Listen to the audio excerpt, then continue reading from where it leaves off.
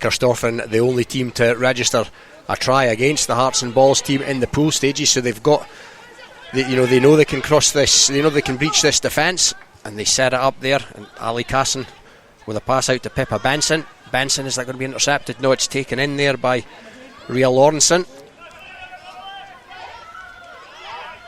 Set up here, patient build-up play by the Cougars. McClintic, what's she going to do? She straightens and goes, and that's a big fend by McClintic. Now is McClintic going to go all the way? Indeed she is. Dots it down, and Kelly Mitchell, first blood to CORSTORPHINE Cougars. Just unexpected there compared to how Hearts and Balls have played throughout the tournament. But as we said, all the CORSTORPHINE have to do is keep a hold of that ball, work the space, work the ball into space, and straight through that gap there. Great start for CORSTORPHINE. It's just a matter if they can keep this up or whether Hearts and Balls will come back into it. That's a decent shunt by the Cougars, but it's came back on the Hearts and Balls side.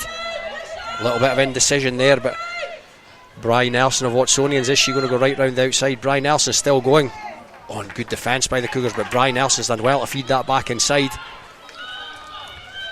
Inching towards the try line, the Hearts and Balls, it's Sarah Denham taking it to ground. Now, has it been stolen? No, Matthew Wilkie's given the penalty, and they've gone quickly here. They've got players over, should they decide to use them, and yeah, it's going to be a try, you would think. Oh no, it's been fumbled. Oh no, Matthew Wilkie's deemed the challenge to be high, and it's actually, he's going to take that back for a penalty try. And Vicky Brown of Watsonians, I think it was, maybe a little relieved with that, Kelly. Very relieved. They worked very well there. As we've mentioned, Sarah Denham, I think if she just backed herself, I think she would have actually made it. But she kind of slowed up a wee bit, she set it up. CORSTORPHINE gave away a penalty there for not releasing in the tackle. So Matthew was playing advantage there, blew up for a whistle. Hearts and Balls went quick, worked the ball very quickly out to this edge, and Vicky Brown kind of pinned the ears back and went for it, but it was a great defence from CORSTORPHINE to kind of keep her out initially. But as Matthews deemed the tackle to be illegal and is awarded the penalty try, so this is just making it very exciting now. Yeah, it's nip and tuck. No conversion, of course, for a penalty try these days. So it's 7-5 to Hearts and Balls as we approach half time. Cougars in possession here. McClintic, the try scorer. Oh, and that was a hospital pass. It was good defence. The Cougars making a decent fist of this, given they lost to Hearts and Balls 22-5 in the pool stages. Rachel Law feeds the scrum. That's Penn. Saverton originally still maintaining possession. Hearts and Balls, last year's champions, of course, and again there's players over here now. Oh, now is he going to go to his pocket there, Matthew Wilkie? You could argue a case, but I think he's going to let it slide. He looks at his watch. Very, very lucky when you've got a kind of 3-on-1 opportunity there, and wee hand sneaks out and the ball changes flight. Very lucky there. I thought he was maybe going to tickle the old pocket there, but he's let that one go. And again, another scrum. Again, it's Law that feeds, and again it's Saverton. And that's out to number 5, who is Fran McGee. And Fran McGee is going to bring up her 8th try of the day, no less. And they've hit their straps now, Kelly, after a reasonably slow start. Yeah, they've kind of found their rhythm now just before kind of half time. The one thing that they kind of want to watch though is that they don't keep going the same way.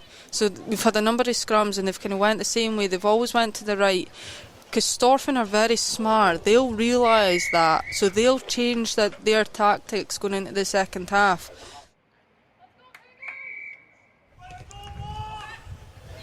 That's been taken in. Didn't give her forwards much of a chance to contest that one. So first meaningful possession of this second half to Hearts and Balls, and that's evaded everybody, and it's come out to Fran McGee. Fran McGee already 8 tries in the bag, and for all the world, Kelly, this is going to be her 9th. And what a 9th try that is. I mean, a loose pass just inside the Hearts and Balls zone half there, and Fran just picks it up and puts the boost on and just right round the outside. She's a lovely runner with the ball, good, strong, steady runner. Made that look easy. She did. That's exactly what she did. She made it look as easy as you like as the conversion goes awry. So that takes the score to 17 points to 5. So they're in possession here.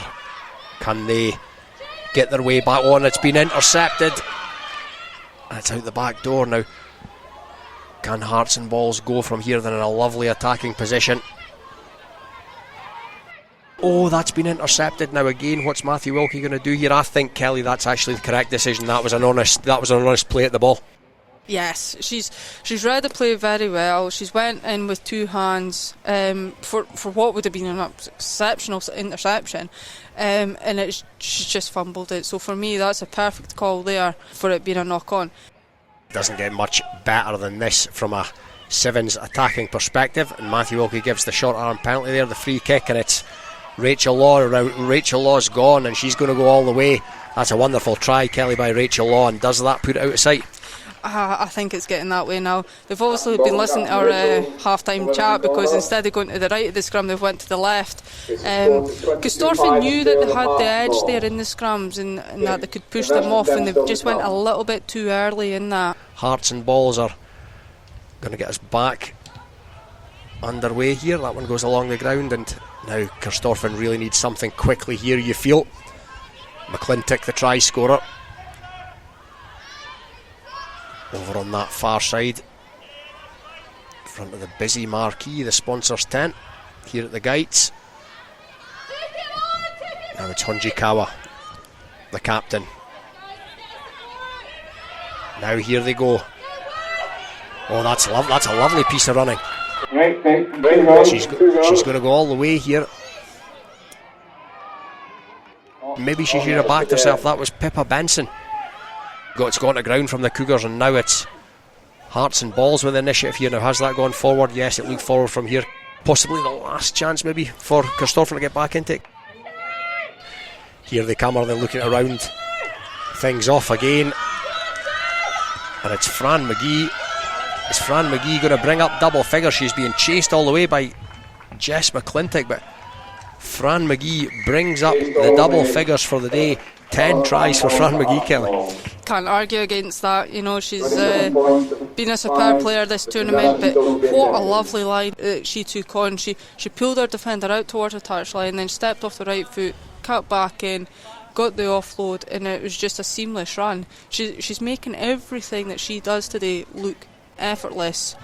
Indeed, she's a quality operator. She's obviously got the pace, but she's got a bit of power about her as well, and a hat-trick in a final, no less. Hunjikawa, one last opportunity perhaps for the Cougars to bring a bit more respectability to the scoreline.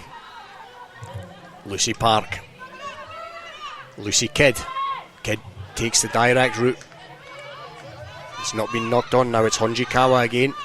4 tries for her this afternoon. She makes a little bit of ground. Are they going to get that back? Support from India Birrell.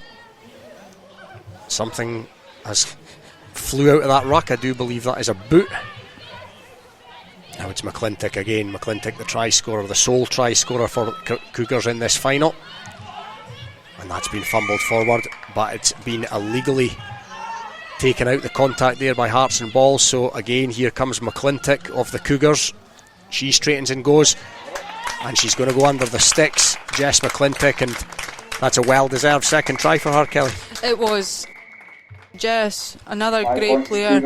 She's strong. Upper body strength is very, very strong, which is what we've seen there when she's handed off the Hearts Ball player there, and just straight through that gap.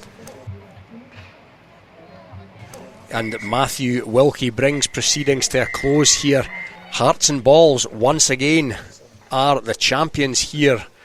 They will lift the Helen Cleghorn Memorial Trophy. The Peebles Women's Sevens title will go the way of Hearts and Balls. again, they have been the standout team here this morning and into the early afternoon, Kelly, and it's no less than they deserve. Oh, they thoroughly deserve it. I mean, they went unbeaten, as you said, throughout this tournament, and it's not by small margins either. You know, they beat Broughton 45-0, they beat Heriots 29-0. In the other pool game against Cougars, it was 22-5. So in fact, they've actually upped their game in the final, which is what you expect in a final, and they deserve to win that trophy today.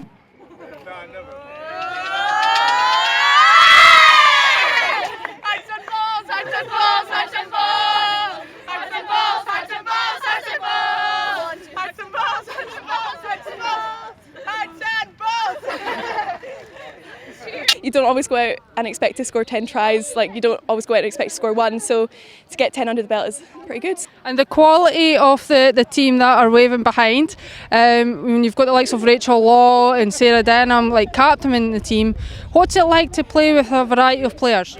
You know, it definitely brings up my experience in the game, and they always know how to keep a calm head and, you know, encourage other players and keep you calm and give you great like feedback and encouragement, so it's really nice to have a load of different experiences in the team. So, yeah.